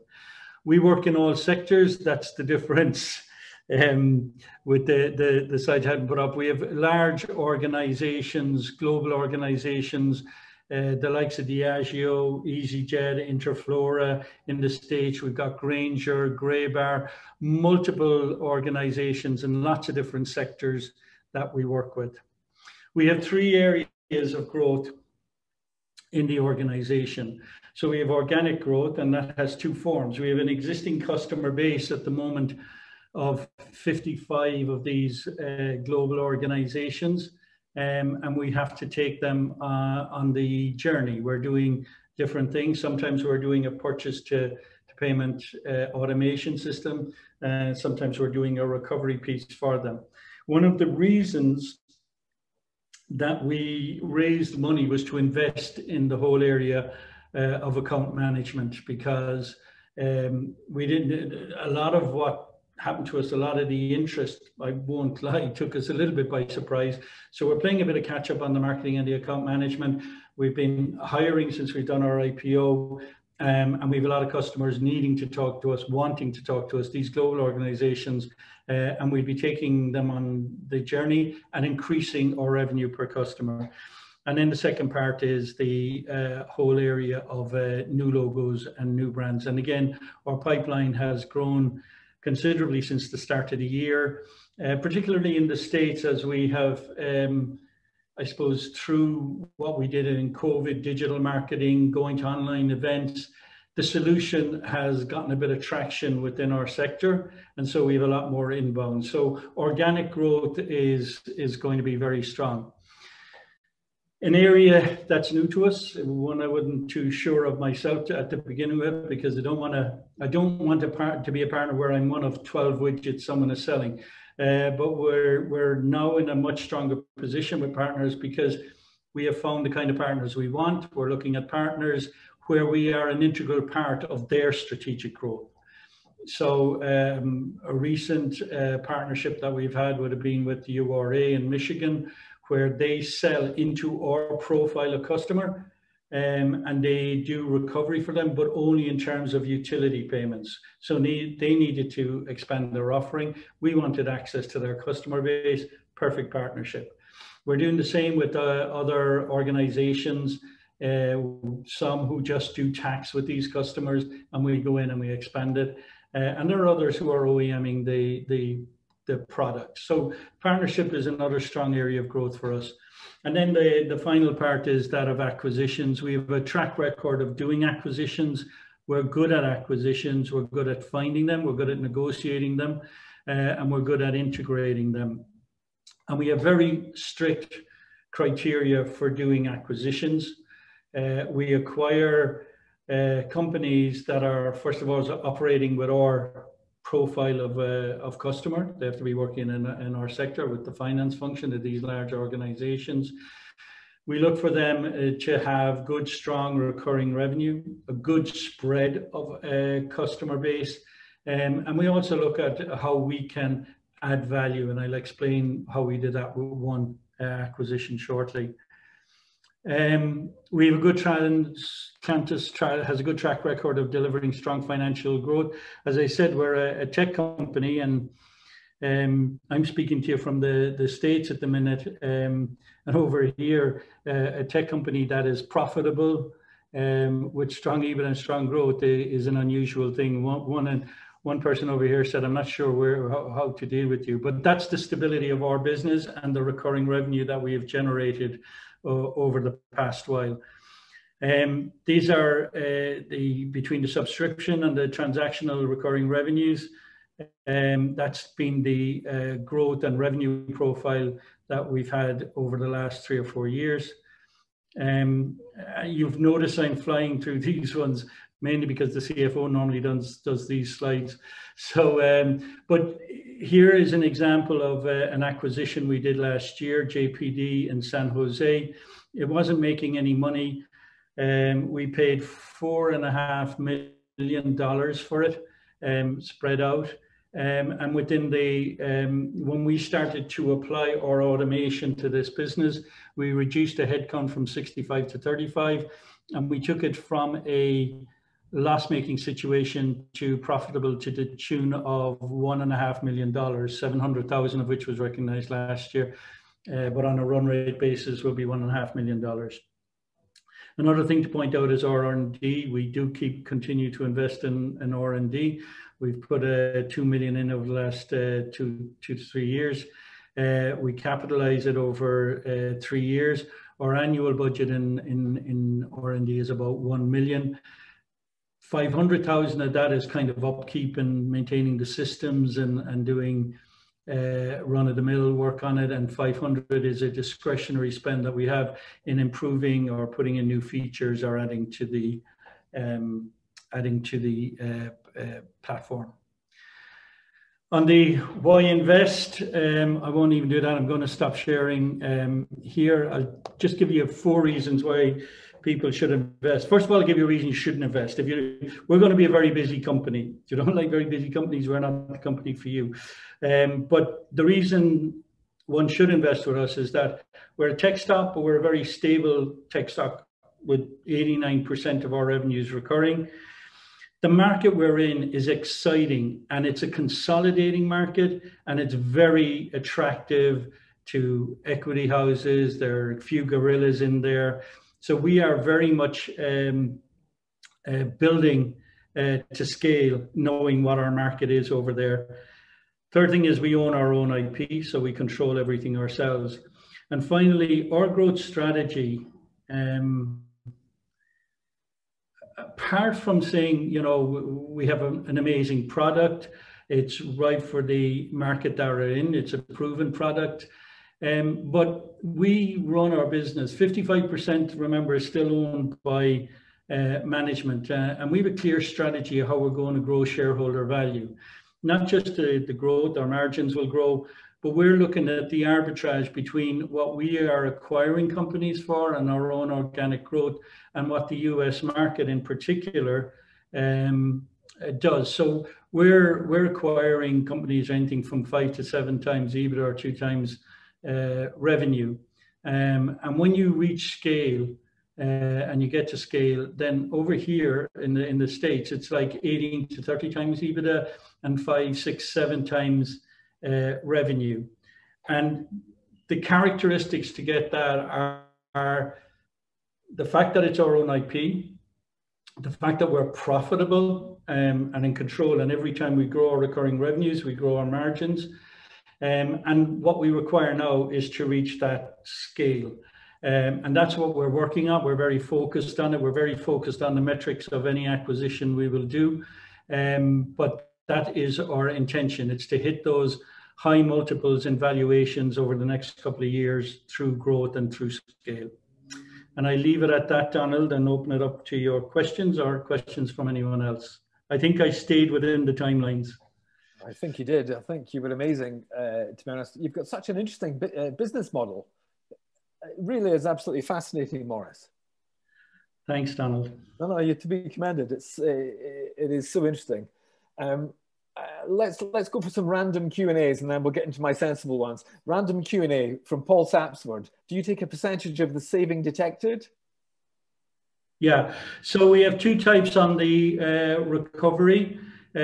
Some we do a fixed price with, and others we take a percentage. The percentage can vary with the scale of the company, anything from 15% of the recovery up to 30%. We average out about 17 or 18%. So you've got some skin in the game when you save them money. Oh, absolutely. Wow, that's clever. Mark Joe, or that could be Joe Mark. It's difficult to know which way round. What percentage of revenue does your largest client contribute? Always a good question. And are revenues equally spread or tilted more to a few larger contracts? In other words, is there a degree of risk built into the business because you've only got a few really big clients? Yeah, no, it's pretty well spread. I would say, and I can be corrected on this, but I'll only be out by a small margin if I am. The largest customer in our revenues for last year is probably between 300 or 400 grand. So that would be, 3 or 4% would have been the largest customer last year. So there's a good spread across the customer base. Okay, what would your typical margin be on one of those larger customers? Is that a tricky one for you, or can you have a go at that? No, it's not a tricky one. I guess, first of all, from the point of view of being all our own IP, or every time we sell a subscription revenue, then our margin is about 90% on any subscriptions we sell. The recurring revenue is probably around 55 to 60% because we load in a lot of the costs in. I'm answering that question, Donald, by thinking of the commissions we pay our salespeople. So we typically pay on a gross margin of anything. So when it's a subscription-based thing, we pay on 90%, and when it's a transactional, we pay about 60%. And how would you hope to grow those margins, or is it pretty full already? No, not at all. Well, the 90%, the growth in that is all on the recurring revenue for the bottom line margin, the EBITDA margin. So over the last couple of years, we've gone something like 22% to 26% to 28%. We expect to be 30% or more on an ongoing basis at the moment, and we'll continue to grow that margin the more you grow the subscription revenue. The other thing that's happening, and when I give those margins that I gave on the transactional revenues, the technology, we've been developing the technology into that space. As I said, we went with the JPD acquisition from 65 staff to 35 staff. But actually the automation across the rest of that business, we've been developing over the past while. So the margins, even on the transactional stuff, more and more is being done by the technology. So the margins on that are growing all the time. Great. Who do you see as your competitors in the marketplace? You've got Microsoft at one end, you've got account providers in the UK like Sage at the other. So where do you fit into all that? And are they all your competitors? Or are they all our partners? It's an interesting one. So when you look at ERP vendors, and they all have a bit of what we do in their system. So they'll have some analytics, but they're fixed in their own ERP system. So they can't bring other other products into that, other systems, you know, or it's a HR system, CRM system. And also, as I say, when they grow, they tend to have more than one type of system. And even when they have just, you know, put in a whole new, one of our customers 3 years ago put SAP across the entire group, and they still need our requirements to fix up those anomalies that I talked about. So we tend to have competitors in each of our areas. So there will be people who work on AP automation. There will be people who work on analytics or recovery. And the reason we win, if we're brought in on an analytics project, some AP guys, they ask us to come in and we'll be competing with other people who do analytics. Then we tend to win because when we're showing them what we're doing, we're bringing them in through the Glantus portal. So they're seeing the other products and we're talking with them saying, this is what we do in the analytics. And by the way, this is what we do in recovery, and this is what we do in automation. And so it's the context of the journey that we can take them on that tends to win us the business when we're in a competitive environment. And then to get back to what you were talking about, whether it's Sage or SAP or Microsoft Dynamics, then that's not an issue for us. We extract from all systems. We have APIs into all of those systems. So oftentimes we'll be brought in by one of these resellers, a reseller of SAP, a reseller of Sage, a reseller of Microsoft, and we'll go in alongside them and we'll provide our additional services to tidy up the supplier ecosystem. Fantastic. Okay, that's a really interesting answer. Here we go. Mark, Joe, how has trading been since listing? So we're in a closed period. Obviously our H1 ended at the end of June. So I'm sure I'd be forgiven if I'm not giving too explicit an answer. So I suppose we haven't issued any negative notifications. So I guess that's about as much I can say on that right now. Okay. Mohit Gadri asks quite a detailed question, but an interesting one nonetheless. At 31st December 2020, there were 6 million of bank loans. Has the IPO paid down the debt? What headroom is there? And can you provide an overview of your covenants? Sure. So you're absolutely right. It's 5.2 and there's an exit fee of 800,000 on that. We raised 10 million sterling. So, and by the way, the interest rates on that is 12%, and we've been working with this banker for 4 years, since 2017. So the only thing I'll tell you about that, that's how strong our cash generation has been, that we were able to handle all of that. Your first question, have we paid down the debt? No, that is not our intention to pay that debt down right now. We have a lot of plans across the acquisition, the partnerships and things like that. We have a big focus on the States at the moment.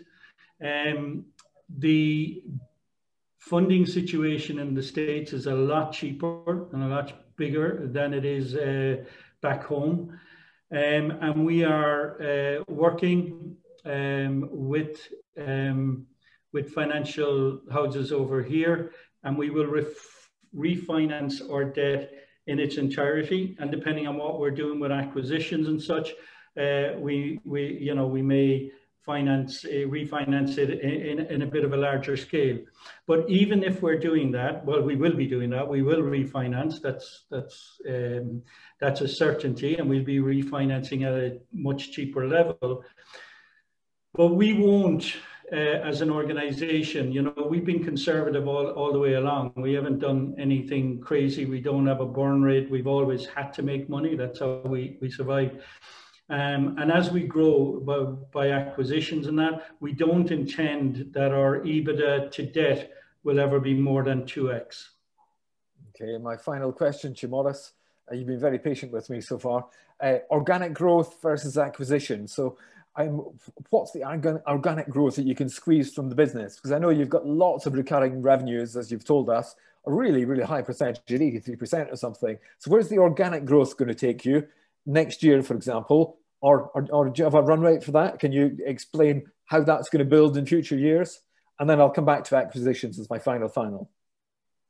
Yeah, so organically, we expect to be growing. We didn't factor in partnerships into this. We're testing the water on that. We've got a few coming up. So it's going well, though. Partnerships are going well. Partnerships are going well. We're signing them up. We still have to see the evidence of what they're driving in revenues. The forecasts look strong, but you know yourself, until you see the money, it isn't there. So leaving that aside, our organic growth is between 25-30% on the core business. On top of that will be layered the success we'll have with the partnerships, and then the acquisitions on top of that. But acquisitions seem to do so well for you. So how many typical acquisitions do you think there are out there in your sphere? It's a very exciting part of it, of our story. The market we work in is ripe for consolidation right now. So we would have a pipeline at any time of acquisitions that we're looking at, and there's no shortage of them, Donald. We'd eliminate, 90% on the first pass. Often it's just the person you're talking to, and there's no way I'll ever get a deal done with this person. I'm not going to waste my time. We look at the profiles of the acquisitions, but there's no shortage of it. And we, particularly as we look at the States, but in EMEA as well, there is that consolidation play. So our ambition as a management team, and this is no forecast, but our ambition as a management team over the next 18 to 24 months is between all those areas of growth to get to a run rate of about $50 million revenue. That's a lot. And so how many acquisitions could you hope to do per year over that time frame, do you think? I reckon that every year there'll be a minimum of 2, possibly 3 acquisitions. And the acquisitions, Donald, in the way we're looking at it, we'll have similar acquisitions, I think, in the short term to the likes of JPD that we did. And every time we layer on that scale, then the acquisitions will become larger. That's our intention, that's our plan. And as I said, we have a decent pipeline. With what we raised and what we can do at the moment in short-term debt, as I said, a big part of what we're doing is maintaining those metrics of 2x post synergies in EBITDA to debt. And I think that's all very achievable for what we have in front of us at the moment. Okay, very briefly, Anthony Collins says, this is my very, very last question. On which exchanges are you quoted? I think you quoted on AIM. What else are you quoted on? That's it, just AIM. Fantastic. Okay. Maurice, you've given a complete star. Thank you so much for joining us tonight. Good night, and may all your investments go well. Thank you.